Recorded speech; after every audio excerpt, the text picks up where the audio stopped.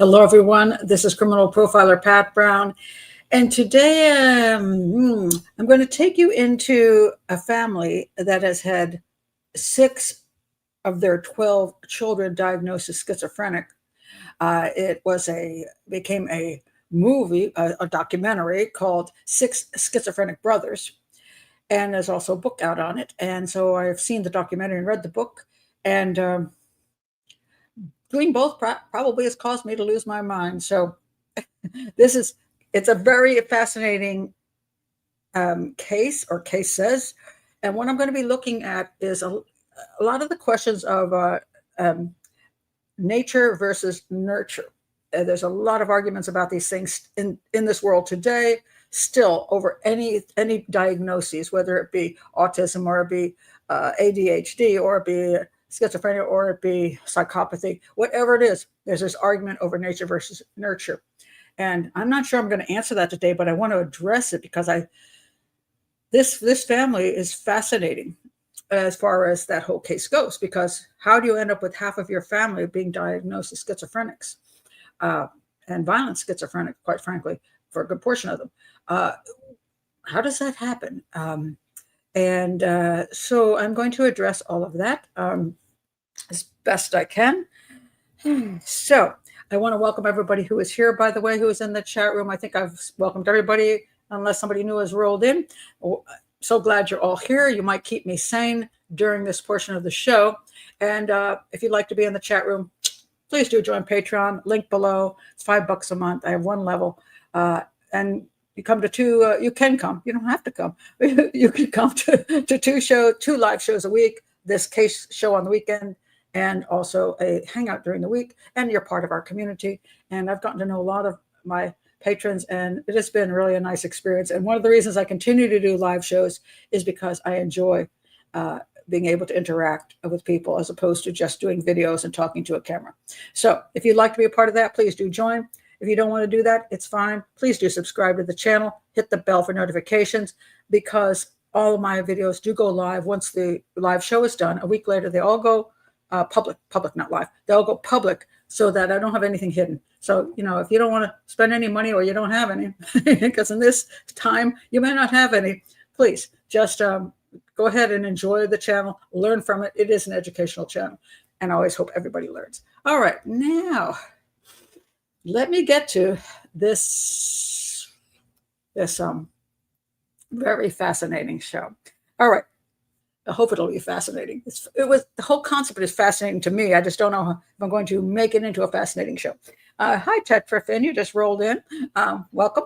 One of the things let me tell you let me start with this. What did I access? I just mentioned it in the introduction, but I want to say it one more time. If you're not here at the live and you haven't had time to prepare for the show and you want to just stop this video and go learn something elsewhere, this is why I always give information so you can just stop and check out something else. This is the documentary. It's a 4-part series. It's a little bit long. It's on Max at the moment. 6 schizophrenic brothers, 12 children, 6 diagnosed schizophrenic, 1 family torn apart by madness. And it has a lot of interesting things in it, although it's a bit of a long show. Also long is this book, Hidden Valley Road, Inside the Mind of an American Family, which is kind of bland statement there, inside the mind of a very, very disrupted American family. I learned a lot from it, and it was interesting. And I needed more information than I got from the documentary to be able to do this particular video. But the first thing I'm going to bring up right away is this. In both now, most of the information, because it's very limited, I looked elsewhere on the internet, and it's very, very limited to these 2 sources. That one documentary and the one book. That's pretty much it. And so the problem is the book was done first. I'm right about this. It was done first, and then the documentary.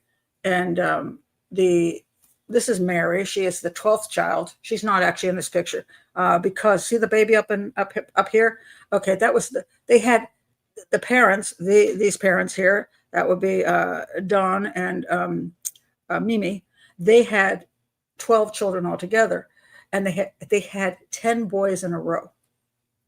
Now, some people think she was only continuing to get a girl, which I don't know was true. She just was totally into getting pregnant and having babies. Even when the doctor said, stop it, she continued. And he was Catholic. She was Protestant. But when she married him, she decided she was going to go along with the program. I don't know that he really cared that much about her getting pregnant that much. But apparently he was out of town a lot, wasn't around a lot. But when he rolled back into town, she got pregnant. And there's no evidence she cheated on him or any DNA to the effect that these kids aren't all theirs. So I don't know. She just got pregnant easily. So she had 10 boys in a row, and then she had a girl. And that girl was, as she said, she did want to have a girl, apparently. She said, oh my God, that's my rose. And all the rest of them were thorns. Which is not the best thing to say about your sons. And then so this is the first girl, and her name is Margaret. And by the way, all of you who know, I suffer from face blindness. I can't remember names. This is a stupid show for me to do because there's too many faces and names. So when I have that look and I'm confused, that's why. It's very difficult for me. But anyway, I do know this is the father, Don. This is Mimi, the mother. And the first child was Donald, and then there's Jim, and then there's, I think it's John, but I'm not sure. And then I've already forgotten. There you go. All right. So, but the little girl's Margaret, and she was the first girl.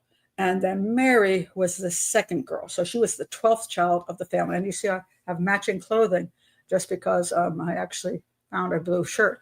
But, and we're going to deal a lot with Mary because I believe Mary, who also goes by another name, and I've forgotten it already, she was interviewed for the book and for the documentary. She seemed to be the force behind both of them. She's very strongly into working with trying to help people understand schizophrenia. She's working on all of the issues concerned with that, and so that's her lifelong work. So she has an agenda, which I don't have a problem with, but she also was part of this family, and therefore, what she says, if she is the main interviewee for the book and for the documentary, you got to question how accurate everything is. And I want to point out this terminology, so I'm going to read it to you from here. When I read the book and saw the documentary, the first thing that came to my mind was unreliable narrator.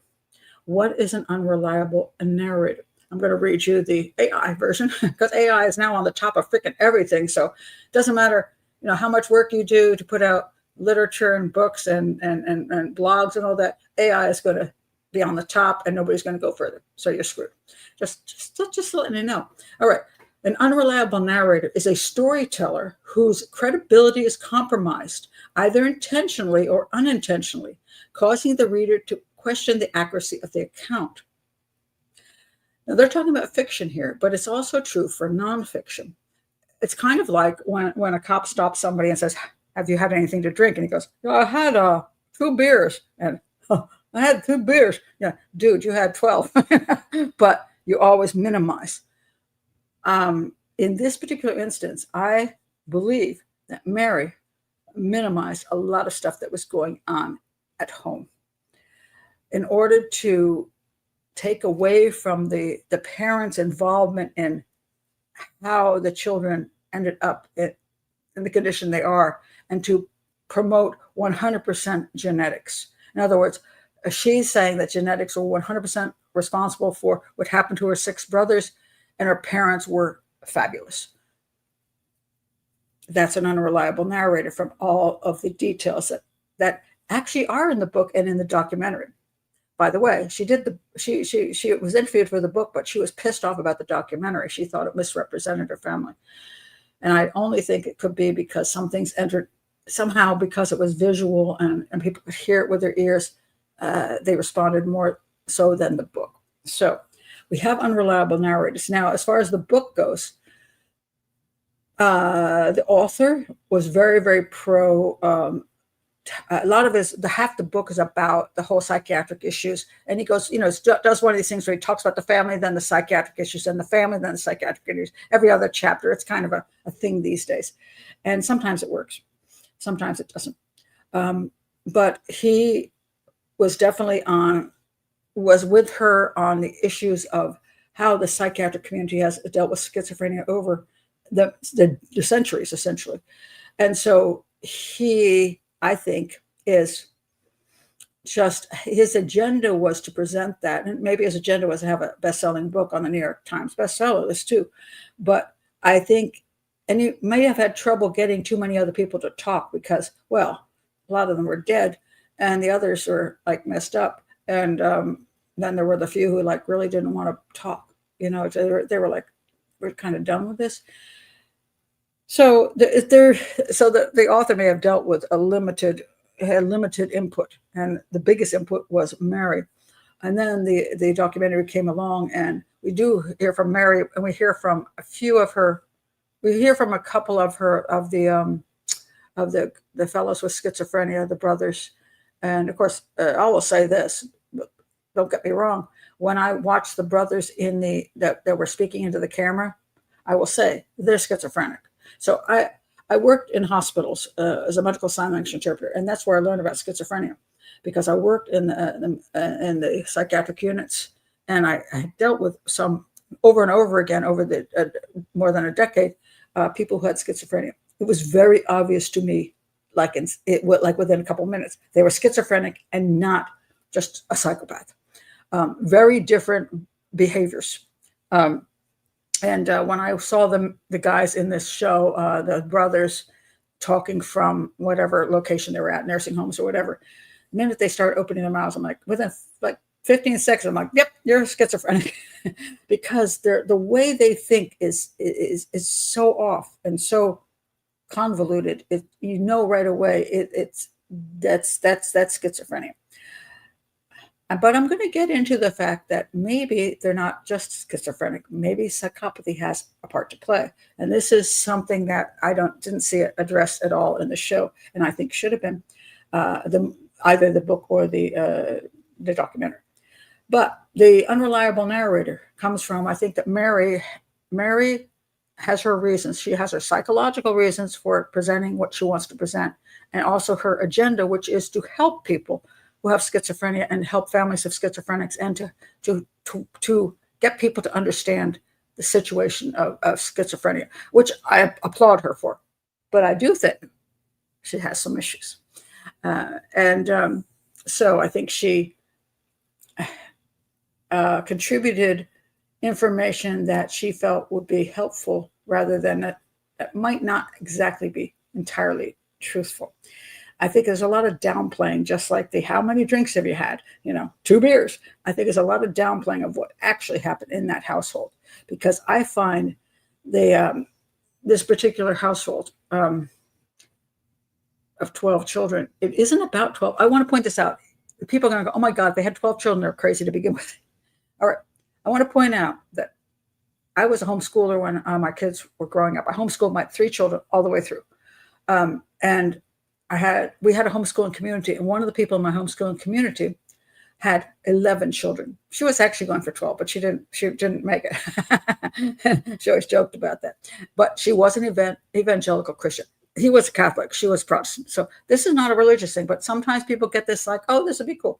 Anyway, my friend who was very much into home births and Leche League and nursing her babies and homeschooling and Christianity, she had 11 children. And I knew her through those years, and my children played with her children. She had some strict rules, like, hey, Pat, when my kids come to your house, don't show them certain movies, because she was against, what the movie might present. And I respect that, because, I've had that issue too, but in a different way, perhaps. It's like, don't do the PG-13, But my friend was like, don't show the thing, even if it's G, that has certain ideological stuff I don't agree with. And I'm like, cool. All right, I can respect that. So we got along very well for many, many years. We liked each other. The kids played together. And I saw how she raised her kids. She was a bit of a hoarder.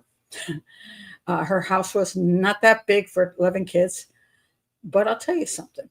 There was love in that house. And the children, all the kids treated each other just fine. As far, I mean, you know, outside of little brother and sister stuff, all of them got along perfectly fine. They grew up to be wonderful people. Wonderful people. I've watched them on Facebook, and I mean, I know Facebook could be fake, but you know, I've seen them, and I know what's going on with them, and they've turned out to be very good people, good citizens. Nobody was schizophrenic. They married, they had children, they had different viewpoints than their parents. Some of them continued in Christianity, some of them did not, but it doesn't matter because they all turned out to be good people. What the hell happened to this family is the question. Why do I have a friend who has 11 kids and everybody turns out fine? They have 12 kids and 6 of them go down the toilet. And they would say it's 100% genetics. Oh, no, she would say they're dead. She would say it's 100% genetics. Is it? And that's what I'm going to address as we look through what's happening with this family. Nature versus nurture. And again, I don't have a pronouncement on that. And I'm not a psychologist or psychiatrist. And I have a lot of issues with that particular community, actually, because I think a lot of times it's heavily drug related. It's, you know, there's a lot of pressure for drugs. And I don't like that, although sometimes that's the only choice, maybe. So, you know, I am who I am. And, you know, so so take that into account that I look at, how can I say this? I don't know whether we come into this world a blank slate. Some people believe we're 100% a blank slate. We have no personality. We have no backstory. We're a blank slate. And then either our genetics and biology control us, or, well, I guess everything that happens after you're born. So that would still be nature versus and nurture both together, because you have what you're born with and then you have what happens afterwards. Now, some people believe that there is a story before people come to this world. Perspective of Hindu, you might believe in reincarnation. You might believe that the person in their last life has whatever they have done in their last life, they bring that forth with them, their personality and whatever they're dealing with into this life. So they're born not a blank slate, but they come in with a personality and a backstory, and then they're working on it in this life. I'm not going to say what's true or not, but I do think it's interesting that it does seem like people have a personality when they're born. Now, that could be genetic too. So I'm not going to argue all the scientific crap here, but I will talk about, you know, that regardless of whatever nature brought, I think nurture has a lot to do with it. So that is my very short introduction to this case. And I'm going to check your comments. I'm going to go to just telling you what actually happened. Let's see. This is interesting. Taylor says, hi, Taylor. Overwhelming majority of clinicians will attribute schizophrenia to genetics, but I absolutely have witnessed cases where substances turned on the symptoms that otherwise may have remained dormant. And you hit something very, very important to me, very personal. I have been fighting against the concept of the overdose of drugs in the United States. And that means illegal drugs, legal drugs, doesn't matter which one it is. But that the fact that so many, especially teenagers, before their brains are fully formed and everything is theoretically okay, are imbibing drugs that are changing their brain chemistry and putting them in a world which is not real. So the LSD, LSD was really popular, and these kids, a lot of them did LSD. So that's an interesting point. But today we have, LSD isn't as popular, but there's still other things. Shrooms are still out there, and there's just a myriad of drugs that people are getting involved in, and that includes a marijuana, which everybody says, oh, there's nothing wrong with marijuana. Okay. When I was in the 70s, it was homegrown, and a little bit of Colombian and Hawaiian. It was not that strong. I mean, the Hawaiian and Colombian was a little bit better, but the stuff that's out there today that's even legal is so freaking strong that it messes with your brain chemistry and takes you out of a normal world into an abnormal world that people enjoy seeing because it's unique and different. And but what does it do to brain chemistry? And it is believed, and I've believed this for a long time, that marijuana has a great impact on schizophrenia with teenagers.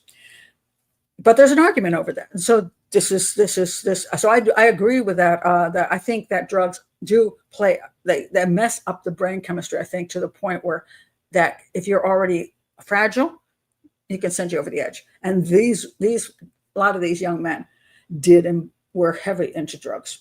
So that's a good point. Thank you for bringing that up. All right. Just want to point out, Christoph, what's up with the crowns in the chat? Okay, just to let you know, who's ever in my chat room, YouTube has put this new thing called a leaderboard.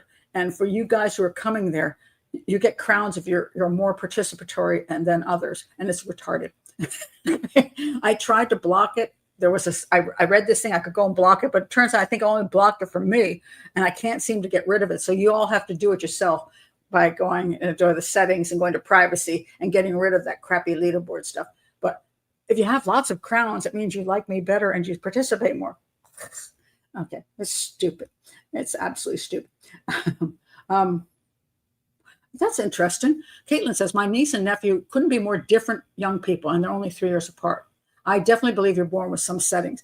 You know, it's one of those things we have been struggling for like probably centuries trying to understand humanality. Is there a word? Is humanality or humanness? Humanality. I'm making up stuff now. I told you this show drove me insane, so now I'm going to make up words. Here we are as a human. How are we human? How are we who we are? Why do we get born where we're born? I mean, these are questions we just don't know the answer to. I mean, some people believe they know the answer to because of their religious beliefs, but man, a lot of us don't. Genetics and environment, says Clarissa. I think nurture has a huge impact. Yeah, I mean, some parents were children. That is actually true. That's actually an interesting statement. Some parents hoard children. Yes, I don't disagree with that. I've never heard that statement before, and I like the way you bring it out because there's a truth to it. Because sometimes hoarding things gives you stuff that you can feel and touch and you control. So is the same for children.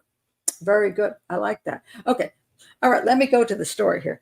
All right. So I want to start with it's a really difficult story to manage because it's so convoluted and there's 12 and it's so overwhelming that's why they did four episodes even on a documentary, and I've got 2 hours here. So, So anyway, this one says Colorado Springs family refutes new Max documentary, 6 schizophrenic brothers. Now, when they say they refute the documentary, we're talking, it's not the family that refutes it. It's Mary. Okay, just to get it straight. It's just Mary.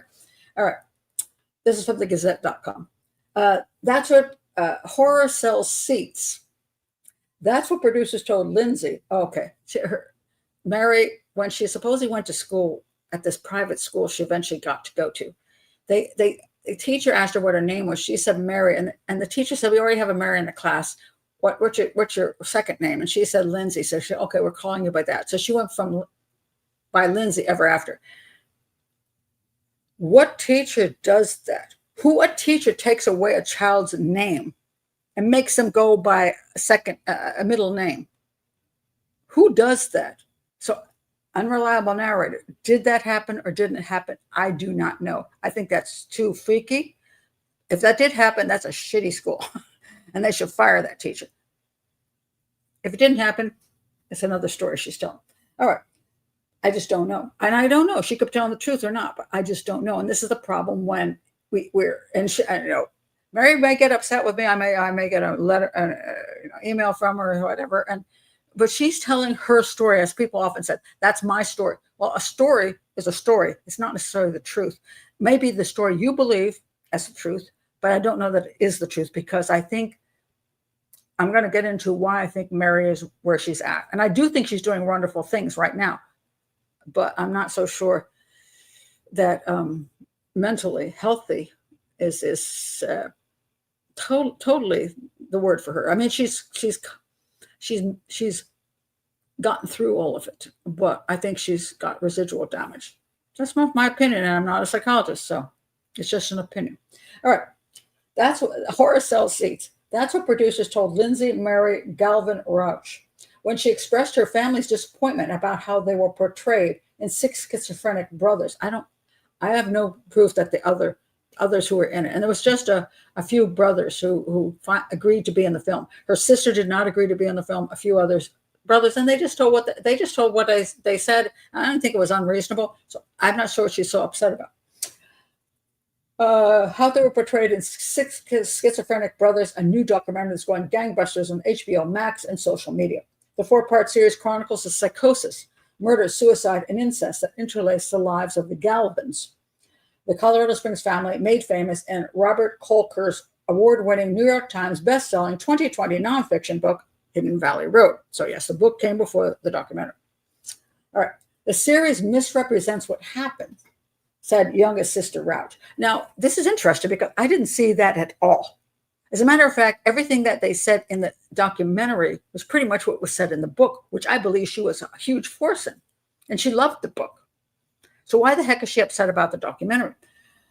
And the only thing I can think of, she said a couple things in the documentary that weren't in the book, but she said them. Nobody forced it on her. So I think I'm going to get into what she said that I'm like, this is interesting. The series my poor parents, they were portrayed as monsters. They were the kindest, most highly educated parents in the world. Okay. They were extreme. First of all, when you say the most kindest, most highly educated parents in the world, you are exaggerating beyond belief. When you put in the world there, why do you feel a need to add that? Because clearly that is probably not true. But you have to convince people. That's what it is. In the world is a convincing statement. In the world, they're the best. They were most highly educated. Okay, he was extremely highly educated. She was okay educated. He was definitely highly educated. So because they were intelligent people, and the documentary never said they weren't intelligent. That is not true. But this is where where I think she went off the rails. They were the kindest. I would have an argument with that. I don't think they were the kindest. I think they were both had some real issues. And I don't think that their children were necessarily treated kindly. I think that there was some real emotional and personality disorders going on that caused the children not to be treated in the kindest fashion. And yet she claims they were all treated kindly, in spite of the fact she was hiding in her bedroom out of deathly fear that her brother would kill her. I'm sorry, but if my mother and father allowed me to go through, and she says over and over again how terrified she was of her brothers, that's not a kind parent. That's a parent who's not doing something right. So here's the basic story. After moving to the town in 1950s, which is Colorado Springs, sort of that area, Don and Mimi Galvin raised a dozen children, 10 sons and 2 daughters, on Hidden Valley Road in the Woodman part of the town. 6 of the boys were diagnosed with schizophrenia. And I will say I don't exactly think that's true. Just because a psychiatrist at one point says, oh, they could have schizophrenia, doesn't mean they were diagnosed with schizophrenia. I absolutely believe one of them did not have schizophrenia.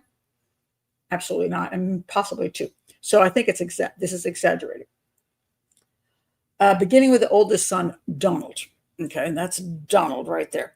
Donald was the oldest son who definitely the whole nightmare began with him. And there's no question about that. And he was diagnosed with schizophrenia eventually. And if you see him in prison, as I said, or not prison, sorry, nursing home, or where the hell he's at the moment. He went to different mental institutions. He's in a nursing home, I think. I looked at him in 3 seconds flat. I'm like, schizophrenic. However, there was something about his look and his talk that made me say, but maybe psychopathy is also connected to the schizophrenia. And I'm going to get into that. 3 of the sons were already dead by the time Don died in 2003. One who had been diagnosed with schizophrenia, this is the one I don't think had schizophrenia, killed his girlfriend and then himself. It was a murder-suicide. And I don't think he had schizophrenia. I think they want to say that now because it looks really bad that he's just a psychopath. Couldn't take no for an answer because his girlfriend dumped him. It wasn't his girlfriend. It was his ex-girlfriend. You know how that works. Mimi died in 2017. Today, Donald lives in a Pueblo, a nursing home, and Matthew lives in a Springs nursing home, as there's no housing for those affected by brain disorders. Now, the issue there is that now they're like really quite old and aren't as much of a danger anymore. Like Donald's in a wheelchair, so the nursing home can accept them. Yeah, so that's why they're there. Rauch, who lives near Telluride, continues to help care and advocate for them through the Galvin Family Trust. She does do that. She cares for her brothers, takes care of them, and she also travels the world working and speaking as a mental health advocate. God bless her for that. Rauch believed series producers had good intentions about the project and that they aligned with Rauch and her family's mission to raise awareness about those who are suffering from schizophrenia in their families, but that's not how it turned out. It has criminalized and stigmatized what is already an uphill battle for all families, Rauch said. It has contributed to the problem and not alleviated it. It's embarrassing for our family in the world of mental health awareness for us to have that happen. What she's complaining about is that they pointed out there might be not just a nature issue, but a nurture issue. And she doesn't want to admit that because her parents were the best parents that ever existed. And I'm telling you, those two were really concerning as parents. So a lot of what happened because of them. So nurture had a huge part to play in this. It doesn't mean that they caused schizophrenia, but they certainly caused something that turned that direction. All right. Rauch's brother and sister, Michael Galvin, who is not one of the people with schizophrenia, although he's got an interesting little background there. Things that, for example, point out in the book that he's kind of like floated around like a hippie. He got like jailed a couple of times for supposedly going in a river that he wasn't supposed to be in, and something else minor, and then supposedly ended up in like a mental institution and jail for like months, half a year, because he wanted to get a drink out of a hose. That he was walking through a trailer park and he picked up a hose to drink out of it, and he got arrested for attempted burglary. And there's another story about that where he wasn't drinking out of the hose, but he just picked up the hose. He said, "Oh, what's this hose doing on the ground?" And so he put it where it needed to be, and then he went and knocked on the door. Now, if you believe this crap, sorry, but I don't think he got arrested for attempted burglary just because he drank out of a hose. And he's got, so I believe Michael, who is not schizophrenic, did have issues. He was running away from his family. He probably was doing some things he probably shouldn't have been doing because it was kind of a mess, and he was trying to just, I don't know, run around. But he didn't participate. All right. But she participated, as well as Donald, who was one of those with schizophrenia, the first child. Matthew. Okay, wait a minute. Matthew, Peter, John, Richard, and Mark. Peter, schizophrenic. Shoot. John, I know, isn't. Mark isn't. Richard isn't. Matthew? Now I'm blanking. Okay, let me show you the people because, as I say, there's too many people involved. Okay, so this is the family of the boy. These are the boys, not the. Oh yeah, they're the girls. Sorry, the two of them. All right. So we have Donald, Jim, John, Brian, Michael, Richard, Joseph, Mark, Matthew, Peter, and then the two girls. All right. Now here's who went supposedly schizophrenic. Donald, Jim, John, no. Brian was the one who killed his ex-girlfriend and himself. And then we have Joseph. Mark is out of it. Okay, Matthew is one of them.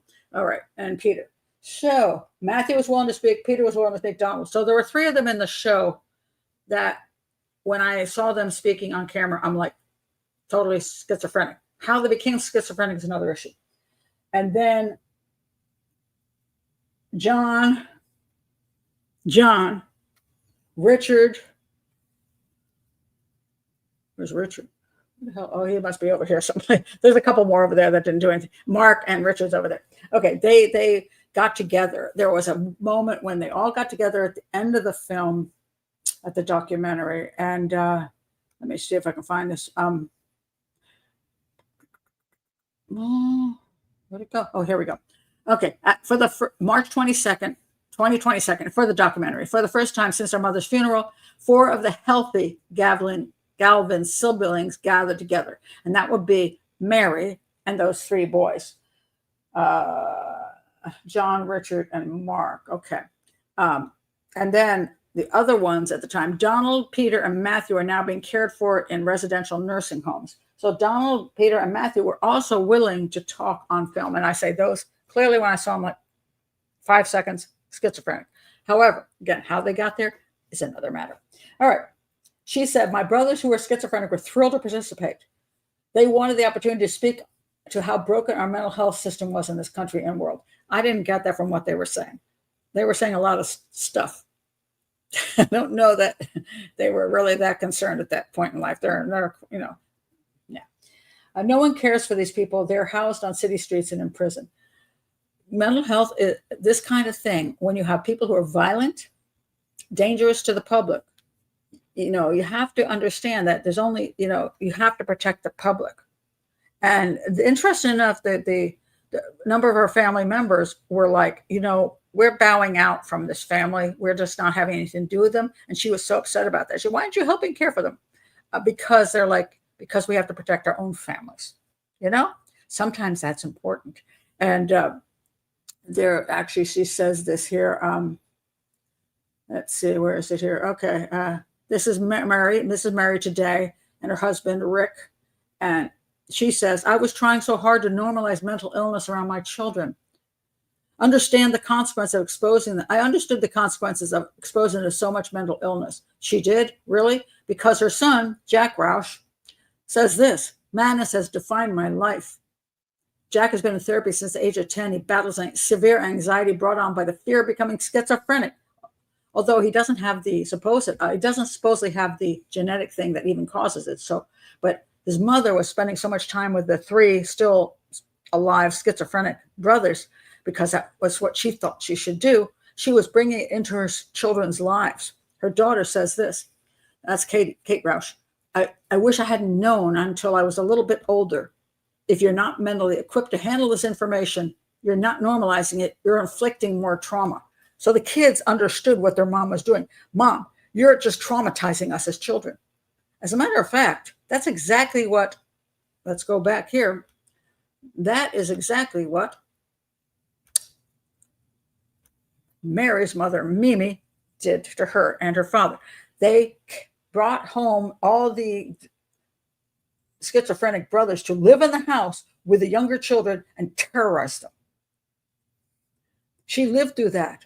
And yet she put her children, she didn't bring her brothers home, but she brought her children into the whole thing about visiting with the uncles. I'm not saying she didn't bring the uncles into her house to like visit for the weekend or come over for dinner. They were not living with her, but her children were totally aware and involved with their schizophrenic uncles and the horrible family story. And so both her son and daughter say, we wish she had never done that. In other words, why the hell, when you got married and had us, didn't you go far away from all the schizophrenic stuff and let us grow up normal? Why did you inflict this upon us?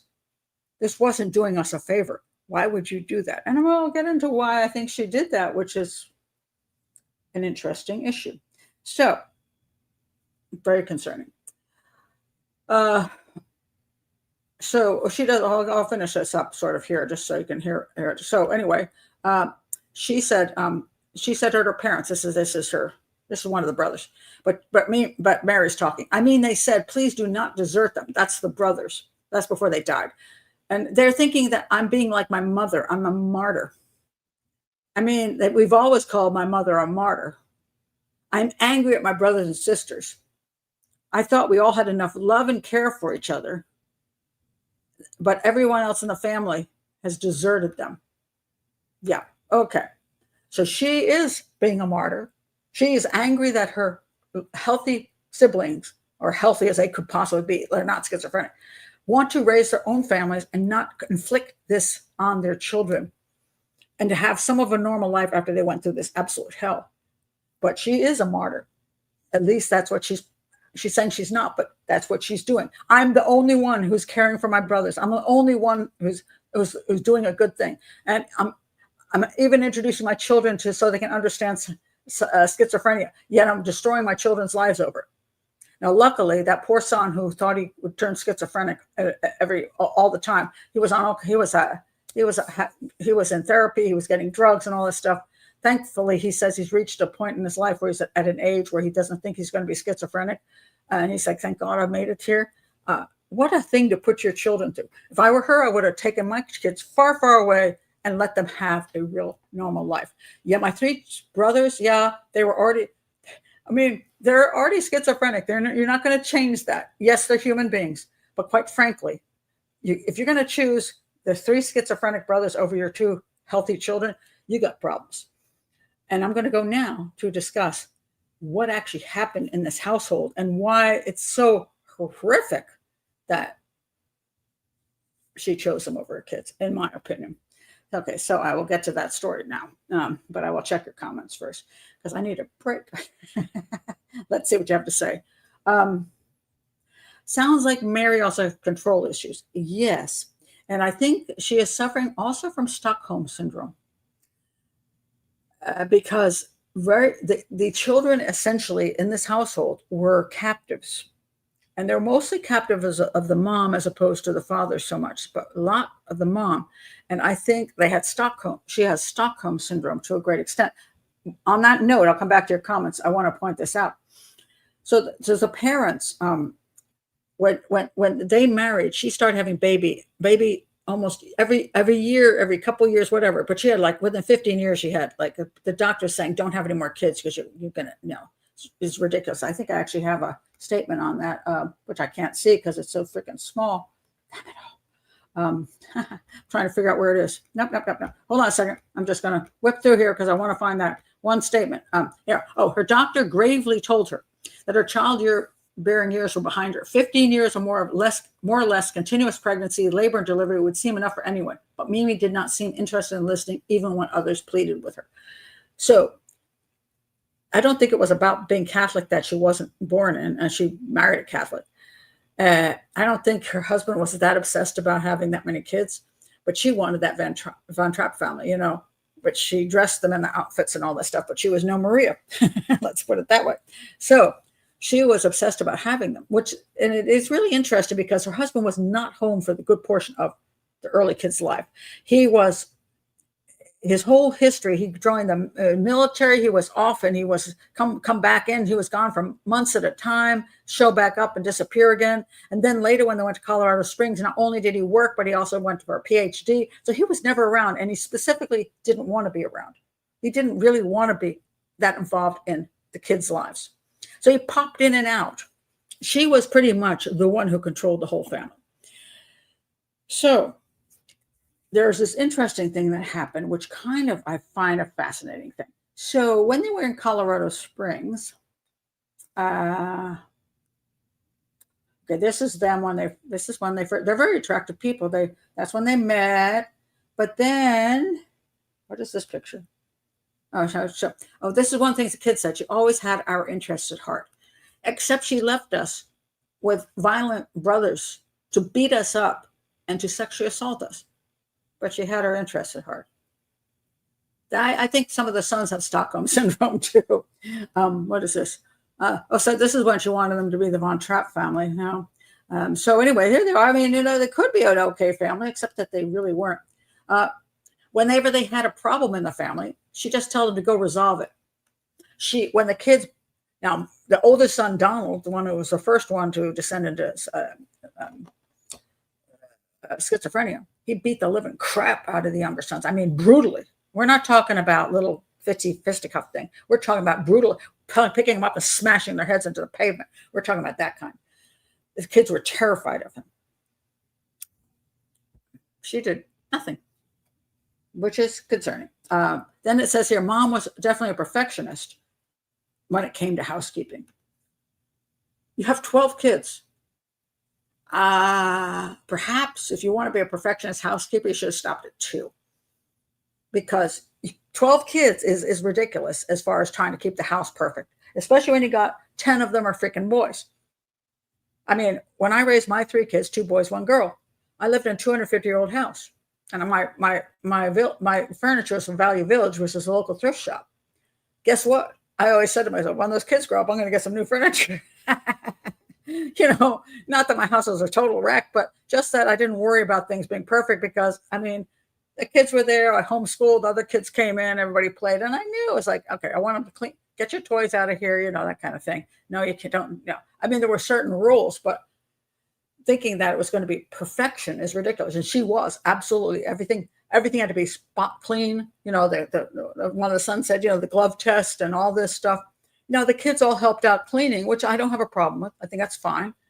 But her expectations of presenting this kind of like royalty life, when they didn't have the money, the boys were like, in one case, they were in a basement with like 4 bunk beds for 8 kids. I mean, except for the first girl, she got her own room. Okay. What does it say here? I try to say she wouldn't deal with it. She just go resolve it. Also, she wanted to be, social status was important. So as they moved up in life because of her husband, they started going to see all these well-known people and going to operas and all kinds of stuff. And they just basically left their kids. They left the kids to take care of each other, and they left their sometimes had their kids go to the younger kids go to Uncle Jim's house. He's the second one, where he sexually assaulted them. And it was not like they did, supposedly mommy didn't know about the sexual assault, but she knew he beat his wife. And that's where you leave your children, your younger children? Okay. Anyway, also there's a priest. A priest used to come around, and the priest who, since then, they supposedly the boys were sexually assaulted by, and he supposedly sexually assaulted others. He was a hard drinking kind of weird dude, but they let the boys go off with him for 3 days at a time because it was convenient. Anyway, let me go to what I wanted to show you though. Okay, so this is, where is it? Okay, hold on, let me find it, because this is absolutely fascinating to me. If I can find, because I know I've lost my pictures. Darn it all. Come on now. Where's my picture? Seriously, it disappeared. I worked so hard to make sure that picture was here, and now it's not. Hold on. I'll come back in a minute. Oh, I know where it is. Sometimes I put things on the background, and I forget that I put them on the background, and they're not. Okay. So Dad is, he decides he's going to be a Falcon guy. And so he becomes famous for making the Falcon a mascot. And I forgot where it was at, but forgot what branch he was even in. Say there's a lot of information and I'm lost here. But he got really into falconry, and he brought his wife to do it. Now she's happy they got the Falcons, and he's like, this is a cool thing. Got the whole family involved in it. Because this became something that was important to them. And for him it was fun. For her it was like putting her, making her special. But let's look at what is said here. Let me see if I can find it. Okay, so let me roll through here. Sorry, I got to find it because I don't know where I put it. Okay. Oh, come on. I lost it. Okay, I'm gonna have to read it because I've lost it. All right, hold on. All right, where did I put it? I thought I had it up there, but I did not. But I thought it's really weird. disappear. Sometimes I don't understand how things disappear, but they do. All right. Let me find a thing on the falcons. Oh, here we go. Now listen to this. Training a falcon, they both learned, was more than just trapping. It was also about the relentless imposing of one's will, maintaining control until the bird developed a sort of Stockholm syndrome, agreeing to stick around and even preferring captivity to being out in the world.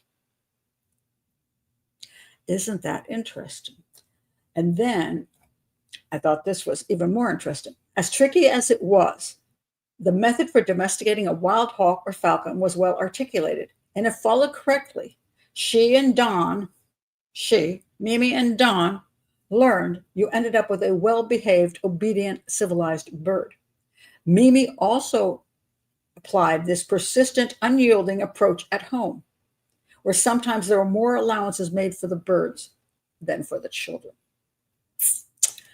So, what kind of mother was Mimi? All right, so let's go to what the things I was clicking on. These eugenicists were not necessarily right or wrong. I'm just saying this is what they think. A child's independence is too big a risk for the shaky balance of some parents. They thought that people weren't born with schizophrenia. Their mothers and fathers were to blame.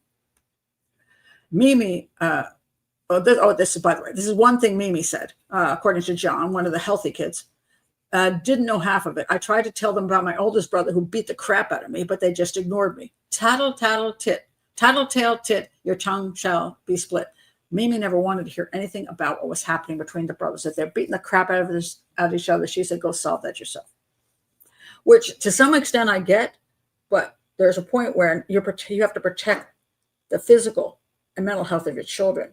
Little spats are one thing, so you don't want maybe to get involved in. But when your kids are ending up at the hospital because of one of your sons or two of your sons, maybe. And one of the sons said one of the older kids, I think, can't remember whether it was Donald or Jim, told him the other kids to hold him down while he beat him in the face. I mean, that's not normal. I'm sorry. That's not normal and not acceptable. But she's like, and when the girls finally told her, the two girls finally told her that their older brother Jim had sexually assaulted them when they were kids and teens, because it happened for a long time, the mother just went, well, that happened to me too when I was a kid, so whatever.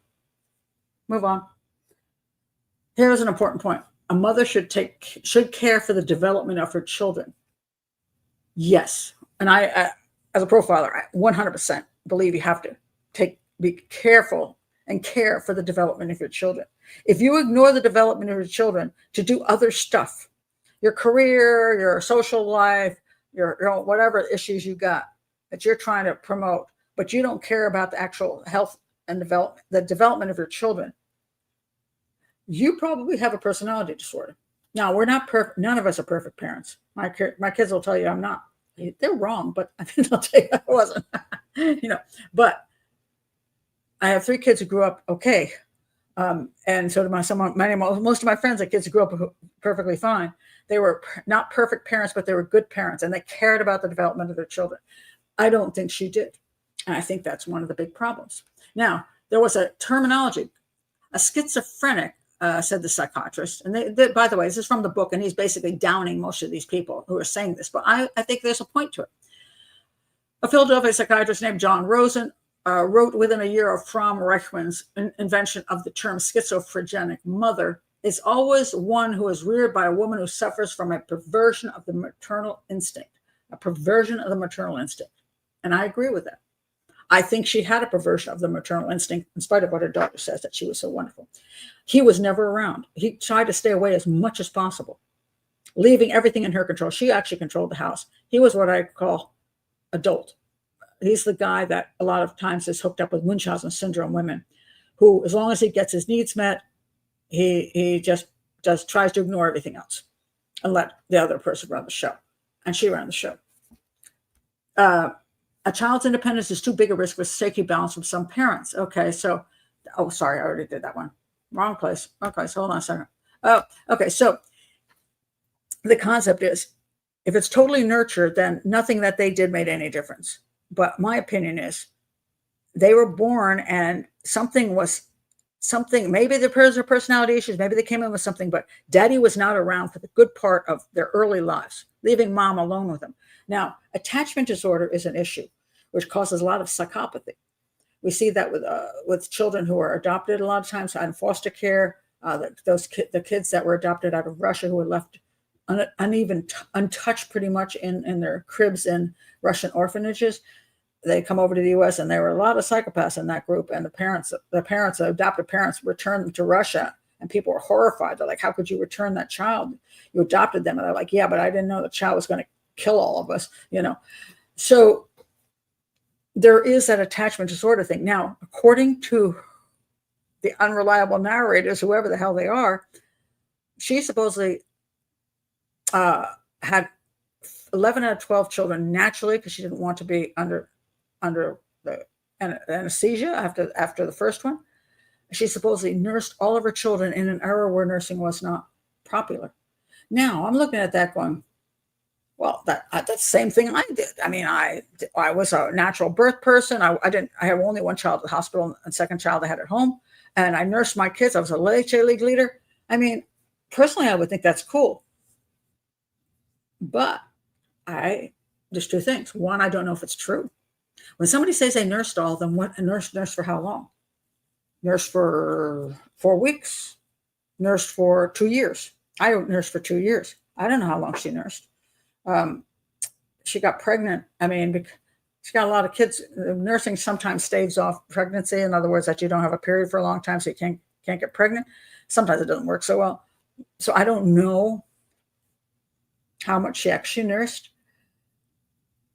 Because nursing does bring you close to the child, and it is a motherly thing to do, but I just don't know the validity of it. And it's nice that she wanted to go for a natural birth, but again, did she do that for the health of her children? What was she? I just don't know, because we're not getting any of the details. So that sounds good, because attachment disorders, a lot of times in the early couple of years, the mother doesn't care for the child very much.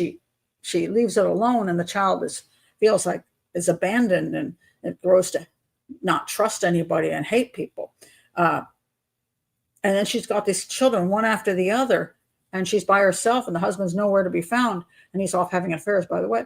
And what is she actually doing? What kind of mother is she? But we don't know. All that stuff is we just have no real clue of how much she was caring for the children and what way she was caring for the children. But I just don't know.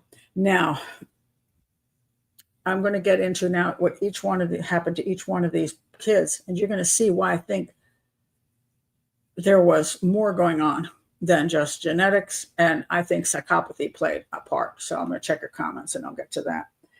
What year was it? Oh, that's a good question. Okay, let me go back to the. It was in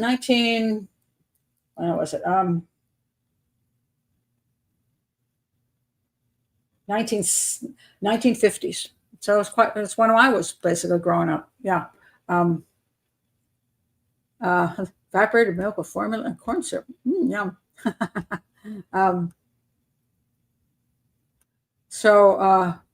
they have formula? I believe so. Yeah, I think formula was, I think, yeah, because I'm pretty sure I was not breastfed. So, yeah. As a psychologist, John Bowlby, who has a lot to say about attachment theory and the lack of it. I've seen attachment disorder be a real issue with psychopathy, absolutely, and with foster children and adopted children. And it's not the children's fault. It's just they didn't have the connections they should have had. I mentioned this. Good point here about was she really nursing for that many years straight. The other thing is she supposedly had horrendous morning sickness. Horrendous with every single child. Now, if that's true, that makes it even more difficult to connect with your child, or the one, in other words, if you're pregnant and you're trying to take care of another child, and that your little 2-year-old's running up to you, and all you're doing is throwing up, and nobody's there to help you, that's difficult. And are you really nursing through all that? See, again, it's an unreliable narrator kind of stuff. I just don't know what the truth is. The eldest boy was a golden child. This is true. because when he had the first, he like the Donald could do no wrong until he did wrong. And but yes, and they actually told his other kids they weren't as good as the first child. So that was a real weird issue too. Um, Martina says she wanted them to feel special, gave her social standing. She didn't care about them one bit.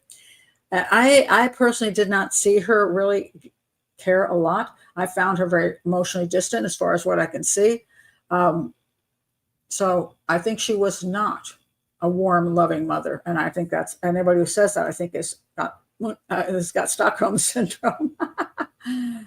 Back then, science blamed mothers for the mental illness. They did do that. But the simple fact is, if you look at real life, the mother is the one that takes care in general of a baby. That's a natural thing. The mother carries the baby, the mother births the baby, the mother nurses the baby. The baby is supposed to be seeing mommy.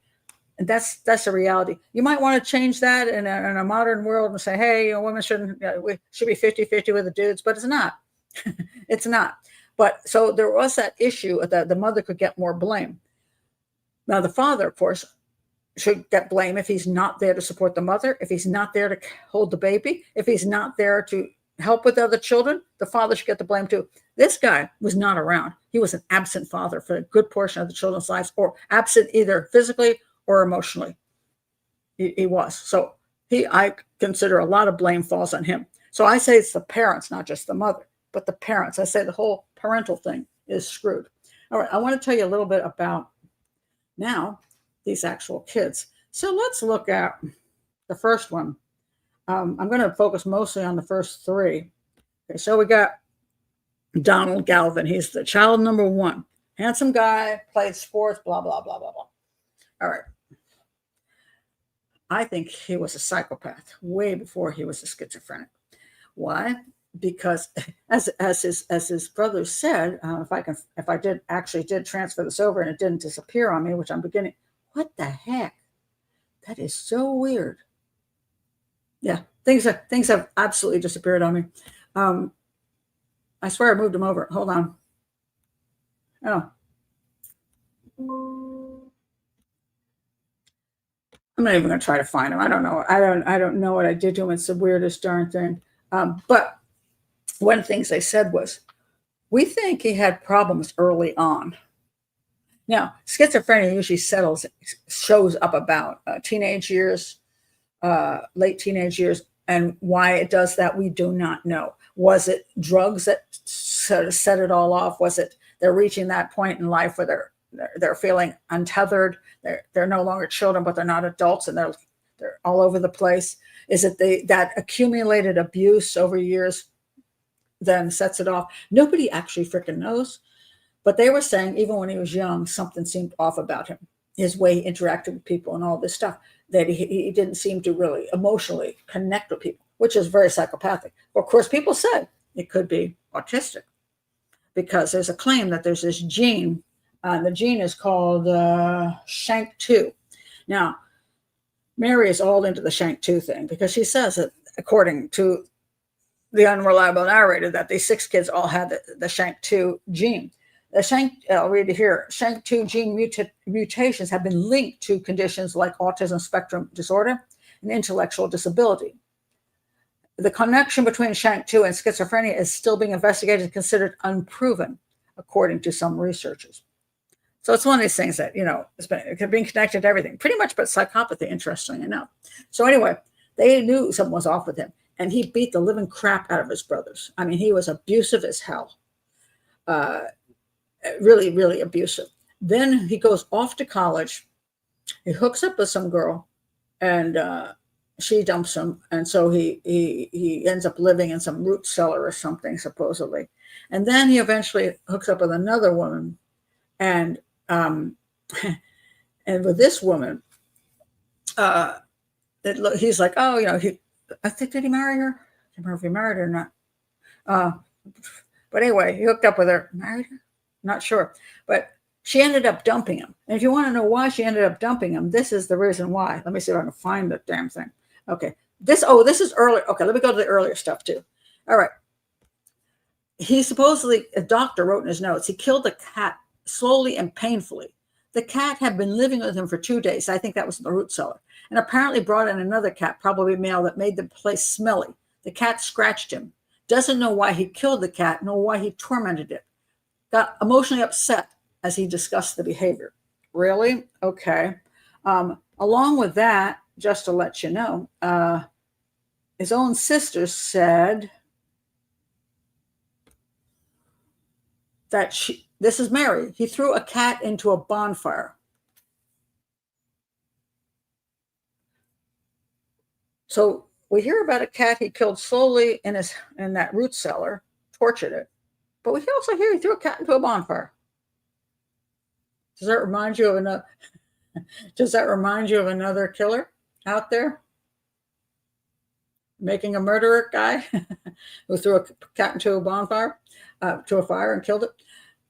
That is a very psychopathic thing to do. There's nothing schizophrenic about that. It wasn't like there was no claim that he saw evil in the cat. He just wanted to kill the cat and apparently wanted to torture a cat. Then she says this. He also dismembered a dog in the bathtub. Now, later on, it's claimed that he told his Jean, which is I think his wife, I'm not sure, can't remember if they married. He told her that to freak her out, that he dismembered a dog. But his own sister saying he dismembered a dog in the bathtub.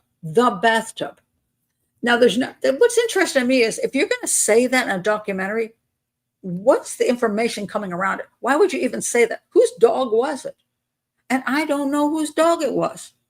Like, I don't know that they had any pets outside of the falcons and the rabbits that they used to torture to get the falcons to, Anyway, but I didn't hear about cats. I didn't hear about dogs. Where the hell did this dog come from?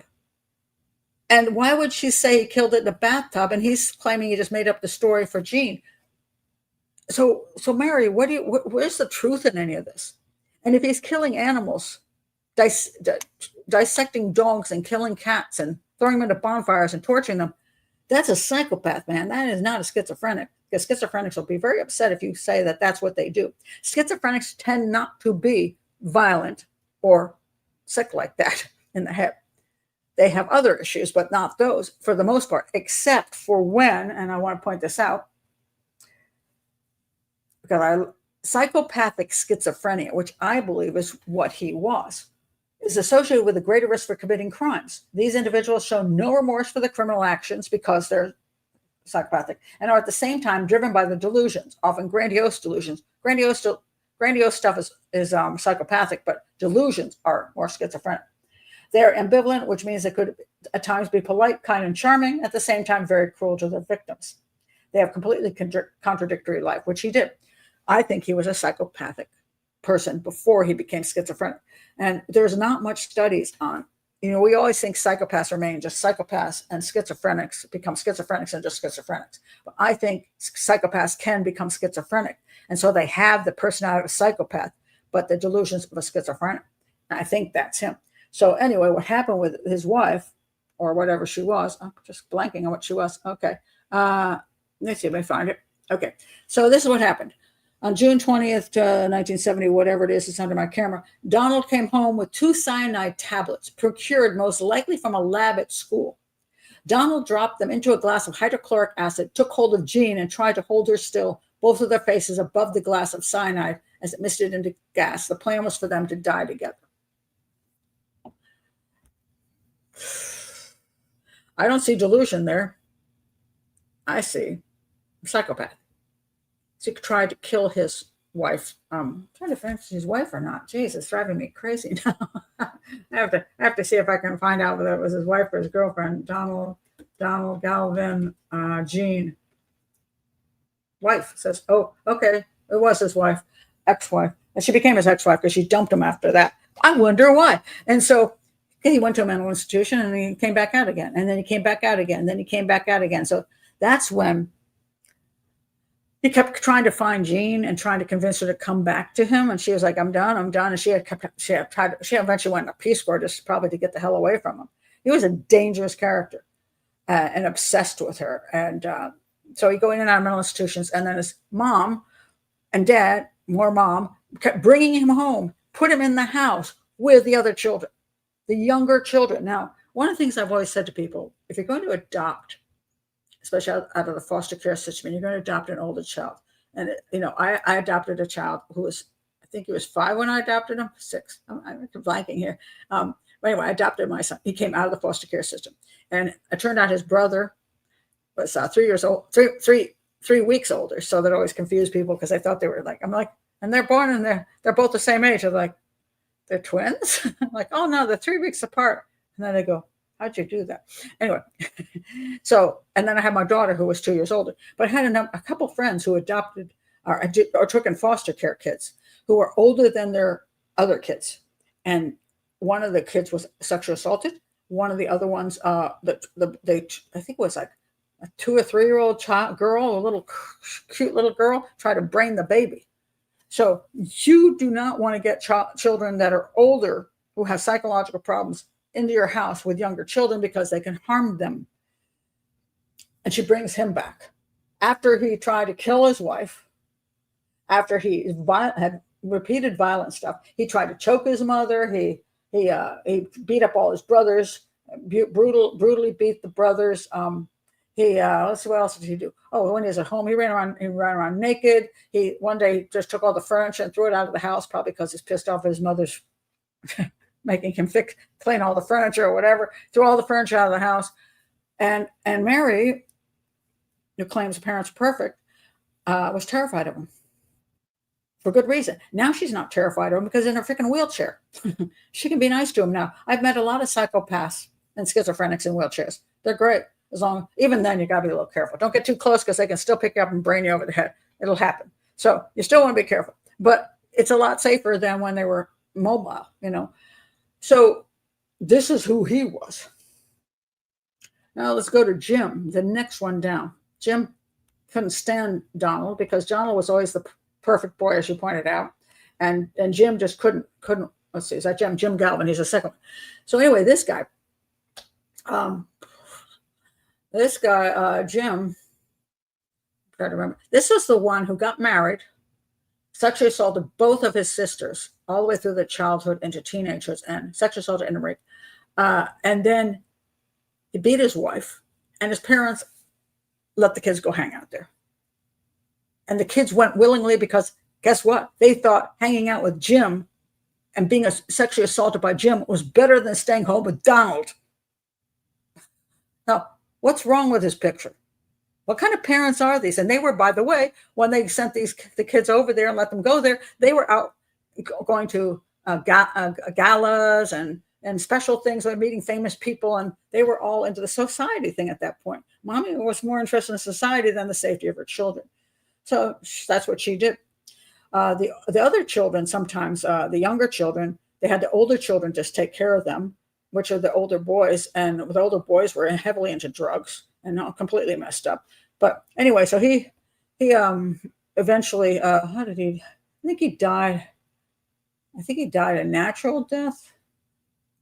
But he beat his wife and he sexually assaulted his sisters. He supposedly was also abused by the priest, but I don't know where any of the truth lies. Now let's look at this guy. Now that's Jim again. Why is Jim here twice? Okay. Now Brian. Brian was the fourth child. Brian killed his ex-girlfriend and committed suicide. Now Brian, they claim had schizophrenia, and I don't think he did. I think he was psychopathic. He was brilliant. Apparently an incredible musician, great musician. And so he started a band in town that really was quite popular. And then eventually goes out to like Hollywood and stuff. He never made it to the big time, but he did pretty good. Then he met some girl that he fell in love with. And then she dumped him and he went and killed her, shot her in the face and killed himself. And there was supposedly this one moment, later on, they found out he'd taken some medication that was for schizophrenia, or they claimed it was schizophrenia. Now, first of all, I don't know this is even true, that he took this medicine. I don't have any proof of it. And even if at one point in time he was depressed, he went or said he was having some issues and went to some doctor who threw some medicine at him, doesn't mean that he was truly diagnosed as schizophrenic. So I would say you can take that 6 and drop it down to 5. Jim, we go back to him. I say psychopathic, becoming schizophrenic, and clearly schizophrenic now. I'm sorry. I meant Donald. Donald, psychopathic as hell, becoming schizophrenic. Jim, just a nasty piece of work. And I think he was way more psychopathic than he was schizophrenic. And then I think he was just psychopathic. And then there's the three younger boys. The three younger boys growing up in this freaking nightmare of a house. Did they have any chance of being normal people? So we have these three, and then we have these three, and they were more wacky. Like Peter, he was the youngest. He became very antisocial when he was a teenager. Started acting out and doing all kinds of stuff, probably because he lost. You're living with this crap. I mean, I can't blame any of the younger kids for just losing it. This child is Mark.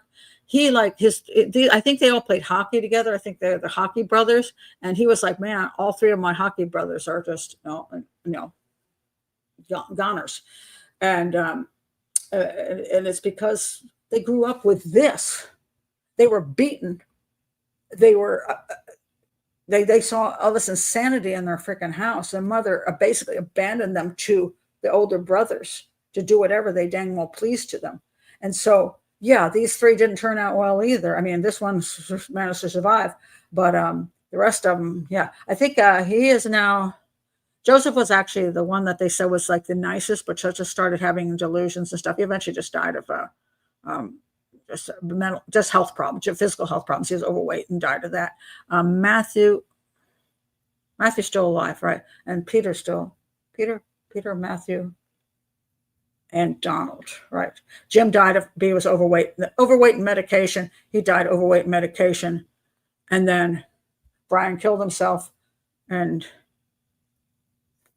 Joseph died of, yeah. And so then there were these, then the three were left.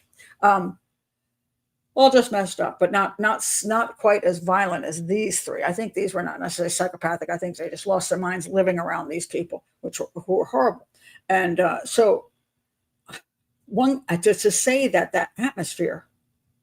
Oh, I have to put one more thing out there. I'm going to ask for your opinion, and then I'm going to go to the two girls. I want to go to the two girls at the end here, but I want to read you this too about the mom, because until you hear this, then you say to yourself, whoa, wait a minute here. All right, let me find it. All right, wait till you hear this. One day, the Skarkis bought a Honda 90 mini bike. Carolyn Skarki, I'm not sure how you pronounce the name, Skarki, who was about Margaret's age, would ride up the trail between her house and the Galvins' house to visit one of her other friends. The trail was technically on the Skarkis' property, but no one ever talked much about it until Carolyn started to use the motorbike on it. One day, Carolyn was riding down the hill on the trail and had almost made it to the bottom and home when by a stroke of luck, she noticed a cable, thin as a wire, strung across the path, blocking access to Hidden Valley Road, which was where this family lived. She was able to veer away from the cable at the last second, just before she got clotheslined. Frightened nearly to death, Carolyn told her mother, who, as soon as she determined what had happened, marched out of her house, past the trail, toward the Galvin house, searching for Mimi. Carolyn remembers watching the two women who had always been civil standing there they're outside, and she's like, what happened? Why did you do this? Because she knew it was Mimi. Mimi said, because I don't like the noise. Now, what's your opinion of Mimi when you hear that? Okay, let me see what your thoughts are on that.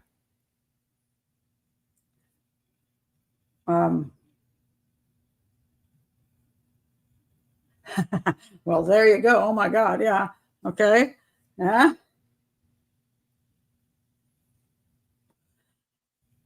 So Mimi, where are the grandparents? The grandparents are not around. The grandparents are, I think, back in New York or something. That's a whole nother, I can't even get into all that. She's a monster. Interesting. What kind of person puts up a wire to the level of thinness at neck level because a child is annoying them?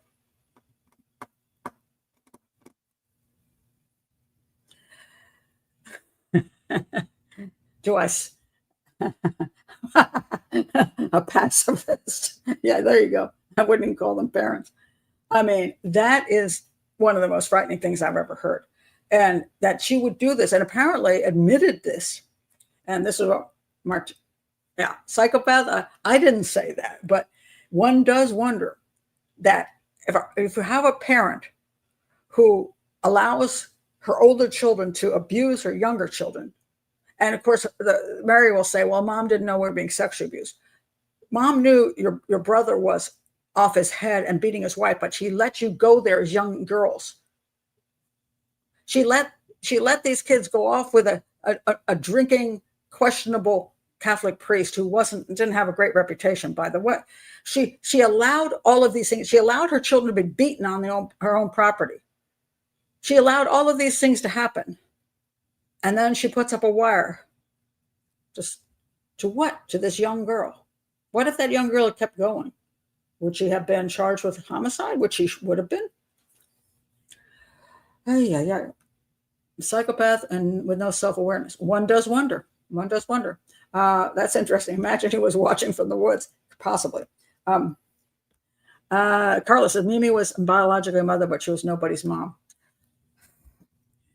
It is, just because somebody can produce children and raise them doesn't mean that there isn't something very strange going on with the mindset or the psychological mind of the mother or the father. And I think the father was just uninvolved. Once in a while he popped in to make a statement. One of the things they always did, by the way, is when their children, like when McDonald got involved with the psychiatric institute, they would get him out of there, and then they would find him work and stuff. And they would lie to people about his condition to get him back into school, to get him into work. They would lie. They didn't have a problem lying in order to get, to look good in the community. They had a big thing about having, a good image. He worked very hard to achieve. I'm not Donald. The dad worked extremely hard. I mean, he was highly successful man. I mean, he was brilliant. And so when you look at all that he had accomplished, I'm sure that he didn't want all that squandered away. So he was out there doing all these fantastic things in life till he had a stroke. And now Mary thinks that, that the last kid became schizophrenic because he saw his dad have a stroke. I don't know if stroke was related to anything. It just could be just he had a stroke. But then she ended up caring for him, which she didn't really like. Because now the money wasn't coming in and there was no big thrills anymore. So she got pretty, she used to be, what do they call her? A happy warrior. And she became an unhappy warrior. And she got meaner and meaner. So, because I guess she wasn't getting anything out of it anymore that she was getting out of it before, whatever the hell it was she was getting out of it. Now, I'm not saying she planned to have her kids become schizophrenic or psychopathic. She wasn't planning on that. But in my opinion, her behavior and his lack of involvement and allowing this to go on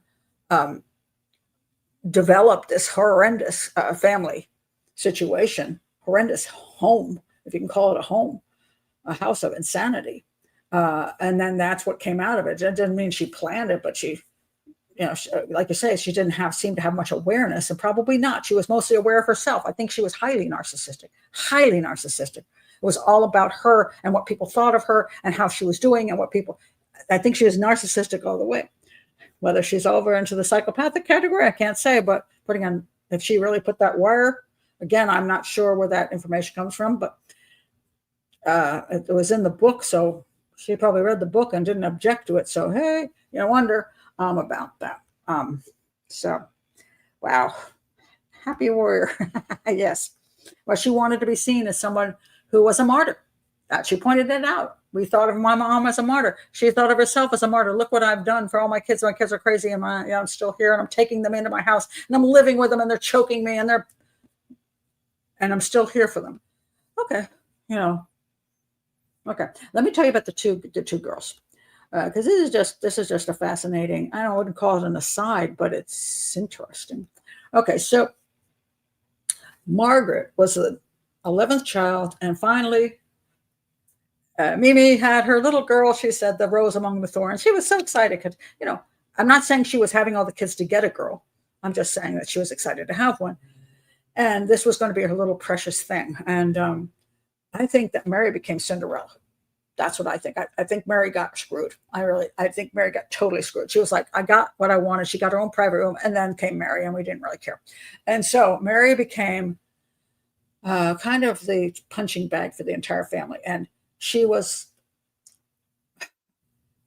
given more and more, and Mary was sort of left behind. And Mary was, I think, always jealous of her older sister. She was happy to have the older sister because it was the only other girl in the freaking house, and she wanted to, connect with her for sure. But then again, she was getting left behind. Well, a weird thing happened that at a certain point, I can't remember what year it was now, because of all the stuff that had happened in the house with the older brother, with the Donald.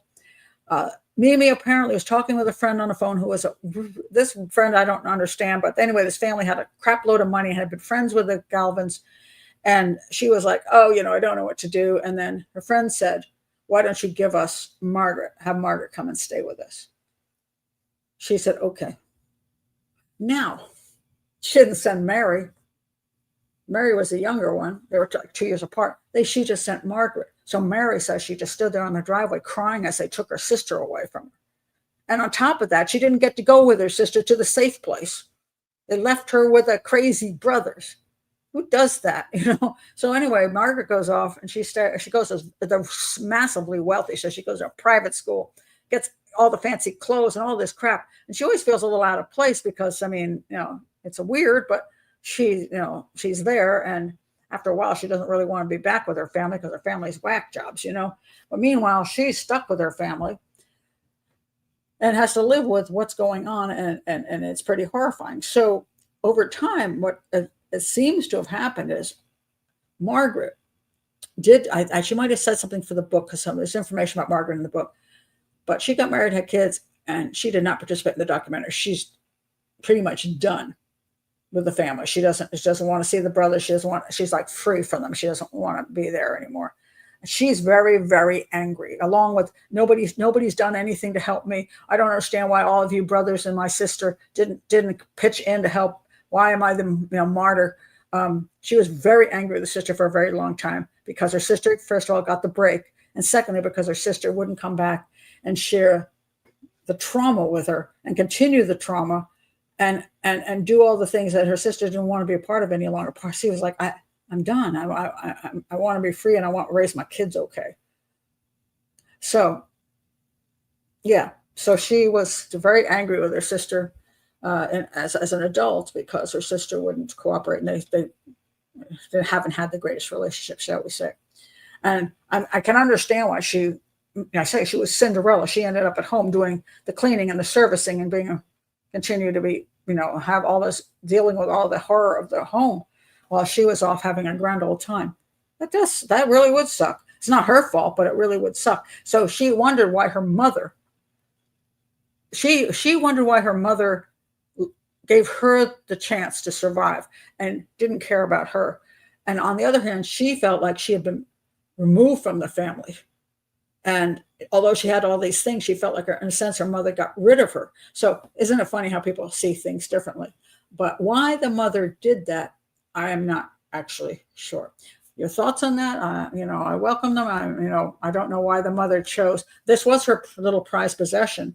And maybe she did realize at some point the prized possession is going to be destroyed. So she sent her away, but didn't care about her. Horrifying. Yes, this is a good point, Mrs. Ryan. Hi. She's not obligated to trauma bond with her anymore. No. And that's one of the things. She's really, truly into trauma bonding. And as she's gotten to be an adult, she's all, I can't blame her for the fact that she's fat. She wants to help people who have schizophrenia. I'm good with that, and her organization and all that stuff. But she does. She wants everybody else to trauma bond with her. If she has to suffer, you better suffer with her. And she made her kids suffer, which I don't find forgivable. I don't find her mother forgivable. I don't find her father forgivable. Her psychopathic brothers aren't forgivable. But I'm concerned that she's not so forgivable either. So the question is, did she suffer from Stockholm syndrome from her mother, or did she develop narcissistic personality disorder like her mother? so that it all comes down to how she is the one that should be. In other words, narcissistic personality disorders need a lot of incoming praise, constant praise, constant praise. You're the best. You're the best. You're the one who's doing it, and you're the one. Blah blah blah. Is that an issue? That she wants to be seen as a martyr, just like her mom, which is a narcissistic thing? I don't know, and I can't say because I don't know her and I haven't examined her and all that stuff. But from the documentary, it was her behavior and what she did with her son was extremely concerning, and that may be why she didn't like the documentary. She's like, I hate that documentary. Well, I got a lot of stuff from the book too, which says to me the documentary wasn't off, and actually the book gave me more information.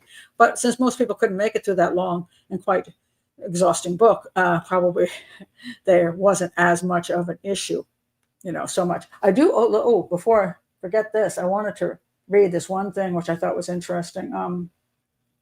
This was an article was written. It's on Medium, and it was. Oh, I know who this is from. Mad in America. By the way, Mad in America. I love this this particular. It's a group. You can go look it up. They're very concerned about the overuse of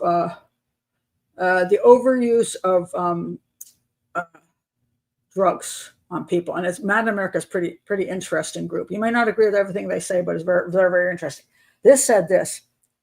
This is by a guy named Patrick Hahn. The Galvin family is a quintessential example of, quote, genetic schizophrenia, but their history of sexual abuse, violence, and trauma provide a clearer and simpler explanation. Once upon a time, there was a family with 12 children, 10 sons followed by 2 daughters. 6 of the sons went on to be diagnosed with schizophrenia. One tried to murder his wife by forcing her to inhale cyanide fumes. One shot his girlfriend dead, then turned the gun on himself and ended his own life. One molested his younger brother and sisters. One set fires and viciously attacked police officers. I forgot about that one. And as well as patients and staff members in the mental hospital. Are you curious to know what the hell is going on behind the scenes while these boys are growing up? I am. Well, don't worry about it. The problems of this family obviously stem from a faulty genetic inheritance. And this has been proven by science, or at least it will be proven sometime really soon.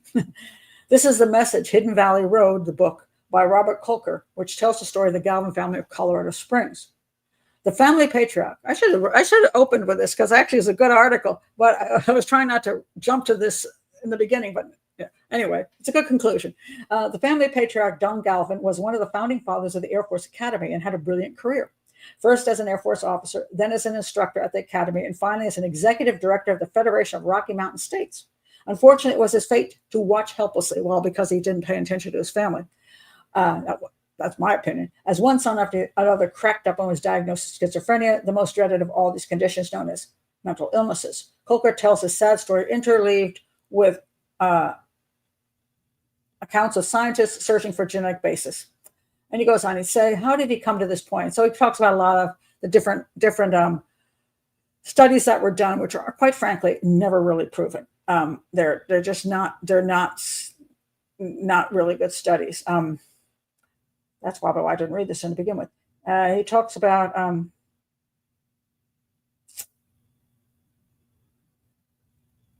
let's see.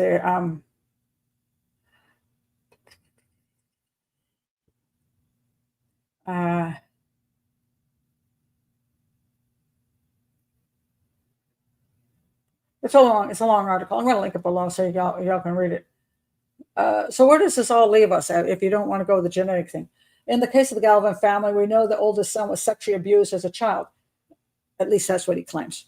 And that he proceeded to bully his younger brothers, which we absolutely know is true, who proceeded to bully, at least in some cases, and sexually abuse their younger siblings. We also know that at least some of the brothers experimented with LSD and an abundance of other illegal drugs as well, weed, cocaine, and God knows what else. Some are heavy use of drugs. Add to that the father's infidelities, prolonged absences, and struggles with depression. Oh, yeah. See, daddy was not so healthy either. He was brilliant and successful, but not healthy. A mother's doubtless feeling overwhelmed by the task of raising 12 children with almost no help from anyone else. Yeah, but also, why did she willingly go into this fire? And why did she pursue having all the children against her doctor's advice? And why did she behave the way she did? So he doesn't go into too much actually about the mother. We will never know the full truth about this family. That is true. As I say, the unreliable narratives are a problem. Too much time has passed. The mother and father are dead, as are 3 of the 6 afflicted sons. 2 of them as a direct result of the drugs they were given. Of the 3 remaining, 2 have memories impaired by decades of damaging and violent treatments. But given all we know, is this any surprise has ended badly? Why bring genes into the argument at all? It's interesting. So, yeah, so could it be some genetic? Sure. But, good Lord, if they had these genes but were raised by a nice family who didn't do all these horrible things, and she will say, well, it was nice until, Donald, the oldest, went nuts. No, it was never nice, because there was all kinds of creepy things going on in that family that were controlled by the mother and the absent father. It was just, all of it was off. And the fact that he started already was weird when he was young and bullying and beating up kids, and mom was doing nothing about it. You can't tell me that nothing was happening in the house till suddenly he was 20 years old. Everything was just dandy till he was 20. And then every one of these kids just like dominoes. Nah, not buying them. That is probably true. Simplifying and minimizing. As far as I can see, that is true. And I think that's because, one, it takes away the shame that I think she feels that her parents were what they were. And it also puts her in the martyr position, and also gives her the agenda, which is to she's really into the genetic thing with the schizophrenia. She's got to promote that in order to keep down that that way of thinking.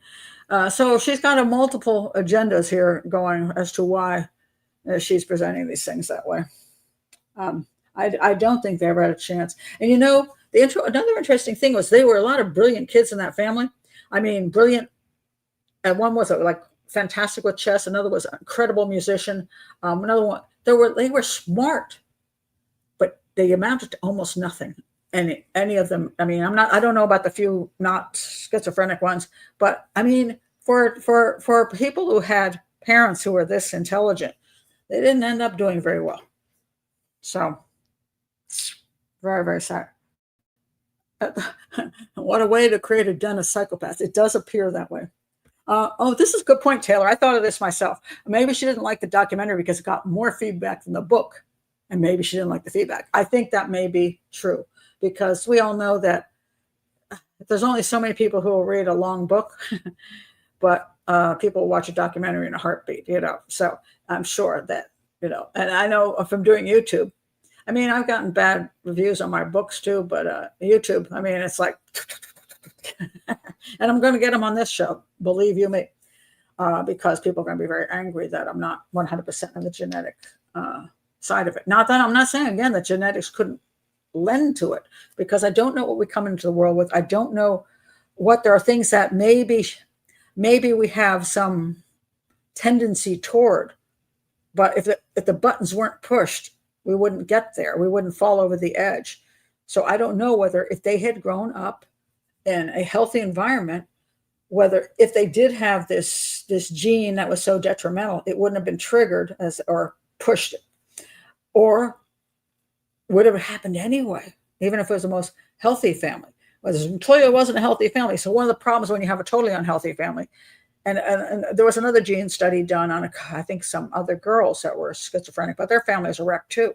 So if you had a completely healthy family that you could prove was healthy, and then you had this happen, you could say, well, it's got to be genetic. But unless we have that, can we prove that? And so I don't think you can say this is 100% genetic when you got this mess of a family. So, yeah. They could have been functional, perhaps, and contributed to society. One of the saddest things about all mental illness is the damage it does to the other family members, the damage it does to the community. And the fact is, it's extraordinarily expensive. And people want easy fixes. They're like, well, why don't we have better hospitals? Why don't we have better this? Why don't we have better that? Dealing with this kind of thing is horrifically difficult. It's not something you can just go and, oh, you've got a sore throat, take a Sucret, I mean, it's not like that. I mean, I have interpreted for psychopaths and for schizophrenics over years in the hospitals when I was an interpreter. And they came back year after year after year after year, no matter what the freaking doctors put them on, whatever drugs they had them on, whatever, they try to get them into therapy. And it just, over and over, they just returned, or it's a nightmare. And if it would be nice if we could figure out what would put people in that serious condition where they become a danger to society. And a lot of times these guys, they went into the mental institutions and they got back out again, and then they were dangerous in society. They just shouldn't have been out there. But she was afraid, and of course she definitely was afraid, that the mental institutions of the time were horrifyingly terrifying places, creepy places where people were basically tossed and left to just live in their dementia and have horrifying lives. And so I can understand that, when you do look at the, mental institutions of the past are not very pleasant. But on the other hand, if you let everybody out on the street, that's not very pleasant either, because we see them on the street, and sometimes they're extremely dangerous when they some of the homeless schizophrenics will come up to you and be threatening because they, whatever. And some of the homeless psychopaths aren't better, So the problem is, what do you do? And for each single person, it's so ungodly expensive, and we don't have, still to this day, a decent treatment. We don't have anything that really is as a magic pill. We don't, because all the drugs they sometimes have some good effects and some horrible effects, because drugs are drugs. And the theory is that if your brain is not working well, you can put it back to normal. But the odd thing is, so here's the thing. A lot of people, for example, who are depressed, take antidepressants. And they say, well, I take the antidepressants, I feel better. Well, you feel better because you're normally depressed, but they're putting you above normal. Like, if I take, for example, amphetamine, for example, if I take an amphetamine right now, I will not be normal. I will be above normal, and I will be happier. I will be more energetic. I will go do a whole bunch of stuff. I'll feel great. If I'm normal and I take some alcohol, that will change my chemistry too, till I'm more relaxed. But that's abnormal. So in other words, I'm taking normal and making it abnormal. So the question is, when you come down to serious conditions, are you already abnormal, or are you actually normal? Which one is it? And if you're abnormal, why don't the drugs bring you to normal? Because all these different drugs, they're not really bringing you to normal. They're bringing you to a different abnormal. And then you're running around with a different abnormal. Maybe it works better than that abnormal to have this abnormal. You know what I'm saying? It gets very confusing. Or are they taking your normal state, which is maybe not the best state, but it is actually a normal state, and they're making it abnormal. And because they're making it abnormal, it also is a problem. So you see,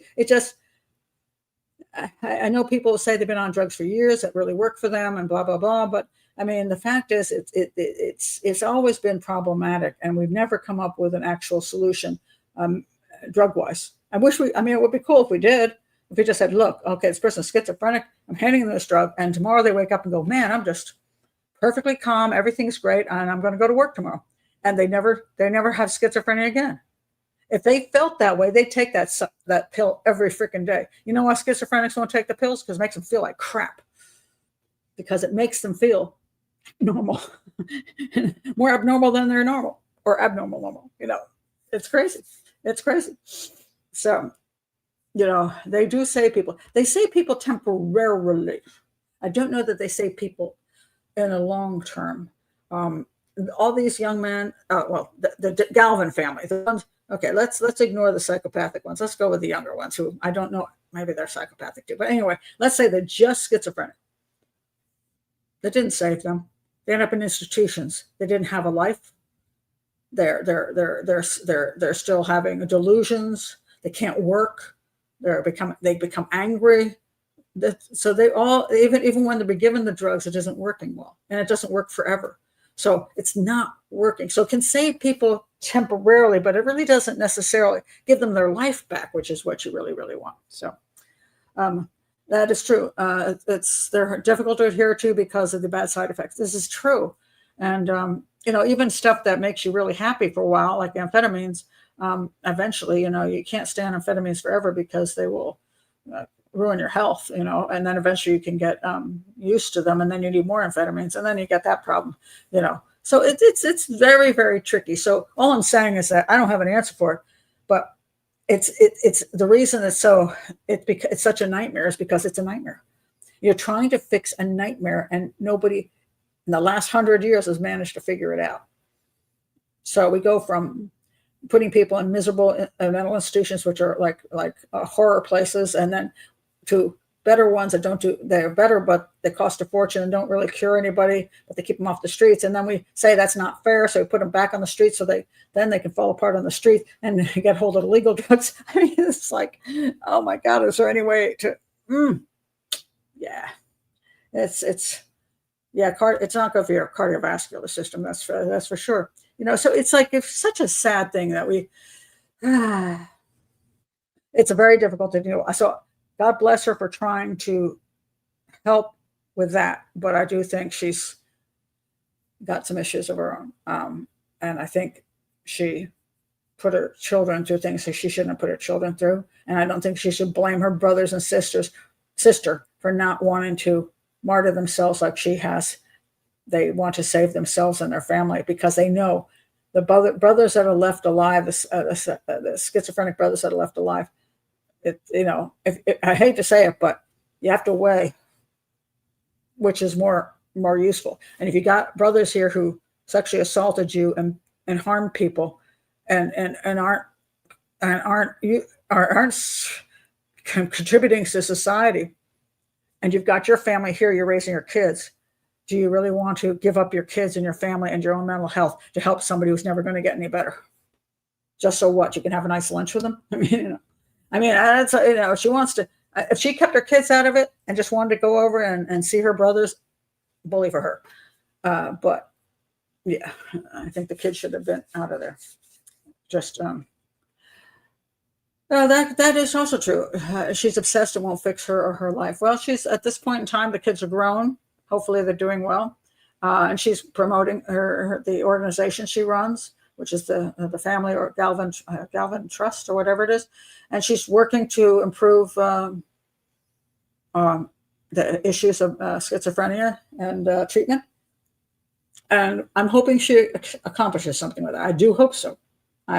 Because, that's her lifelong mission, regardless of her reasons for doing it. And, sometimes people would have some issues, some mental issues of why they do things, but they end up doing some good. That's what I hope. So, yeah. Anyway, that's this crazy case. And when I got involved in it, I was like, I started reading all this stuff, and I was like, am I really doing a show on this? It's not quite a normal criminal profiler show, and it's not like analyzing evidence of a crime. But in the reality, I think kind of the crime was right here, and so I did end up doing a show anyway, and it was fascinating, but kind of exhausting. So, but I'm glad you were all here, and thank you for being here. And really, what rabbit hole did you go through after you saw the documentary? You went through a rabbit hole? I didn't see a rabbit hole in this. But yes, it was kind of like a family case study. Yes, that's for sure. Thank you, Liz, for being here. Appreciate that. I didn't actually, I don't know what I thought when I started it. I forgot how I even got involved in doing this one.